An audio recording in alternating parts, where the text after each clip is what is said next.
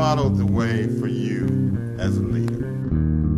You know, I think it's a blend of, you know, what you learn at home initially, because I think you see some of your leadership examples with your parents, and I think I learned both from some of them. But, you know, I think early on, I think that I learned a lesson on how not to first. That was with the first company that I was with, and one of the managers that I worked with, I was running a store for a company, and you know, we had just changed districts and his first time visiting, and after a long walk in which, you know, I wasn't sure exactly how it was going, you know, he pulled me out on the sidewalk and said, you know, in my mind there's two types of leaders, was managers at the time. For those who give headaches and those who get headaches.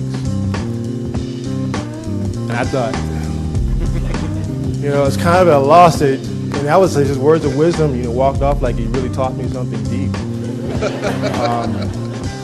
But I think that I learned that's not how I wanted to go. So I spent more time trying to prove to him that you could work with people and have people enjoy being at work. You can still challenge and do all the things that he wanted to accomplish without being such a bad environment to work in.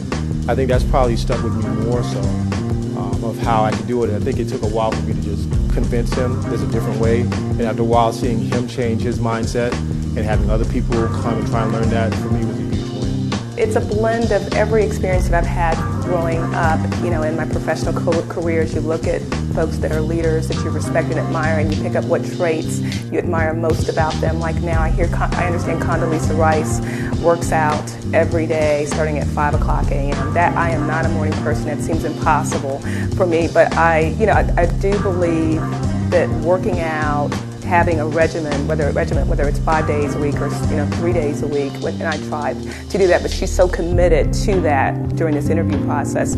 That says a lot about your ability to be on your game and to be strong when you are able to be disciplined that way. From my journey or experience, I really never had folks talk about how critical that is in terms of being successful in business.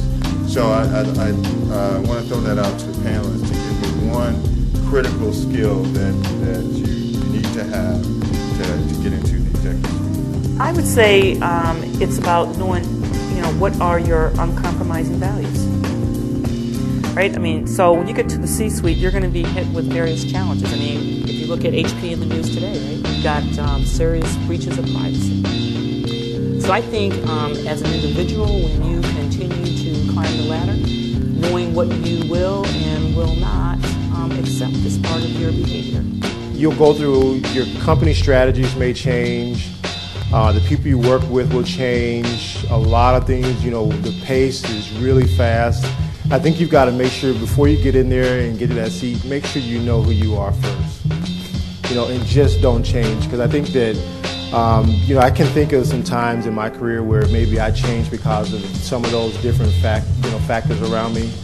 And you're not sure you never really felt good about what you were doing, and maybe you realized it, thank God, and then you kind of get out of it. But recognize that, get very comfortable with who you are, how much you want to share, and just stick with it. Be very serious and very strategic about what you want to do. You can't, we're MBAs, you're MBAs, you are very talented, you've got half of it, you got the education experience, now it's about strategy as well.